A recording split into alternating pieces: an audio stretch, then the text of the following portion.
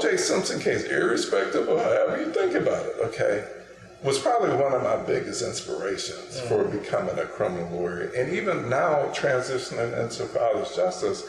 And the reason that I said that, when I saw like how Johnnie Cochran handled that case, I'm like, I want to be like that. Yeah. And prior to that, I probably was like, I don't want to be no criminal lawyer. You get what I'm saying?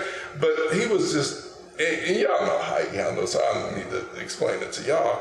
But so when he wrote his book, and this kind of dates things too, he came to the Borders that at the time was on Michigan Avenue in Dearborn, like near like where Ford's headquarters is and all that. Now I think it's like a gym or something now, but he came to Borders, and it was like a long way there, I remember, because this was like not too long after the Simpson murder, so it was kind of like at the height of his popularity.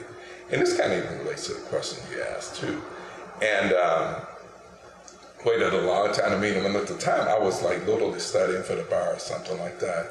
And he gave me like the hardest, longest, in fact, I almost have to remind myself, you need to shake your hand like this with people sometimes. But he gave me like the longest handshake I had ever had, like to that thing. He's like, let me tell you something. Because I told him who I was, and I told him what I was, that I was studying. He's like, you're needed in this profession. Just always know that you're needed in this profession, Jermaine Wyrick. And I'm like, okay, thank you, Mr. Cochran, right? So he signed the book, this, that, out. And so after that, I got involved in, like, every time he would come to town, I would kind of like, oh, Johnnie Cochran gonna be here, there, this, that. So I met him here thereafter about 2 or 3 times. And I even got involved at the National Bar Association, which is a national group for Black lawyers nationwide. So I went to a few of their conferences. And he would give fabulous parties. In fact, I got a picture in my office of me and him at one of his parties.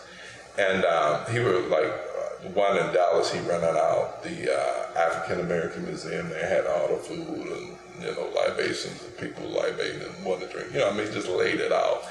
And what was fascinating to me, even about him, and maybe this is his interpersonal skills, he always acted like he remembered me, like, Jermaine Wyrick, good to see you. And I'm like, is he reading the name? Oh, I don't have no name badge on. So like, he acted like he remembered me. So like, that was kind of like a big deal too, as I'm, starting to try to build the reputation and the confidence and all that. Like, hey, I'm cool with Johnnie Cochran, So yeah,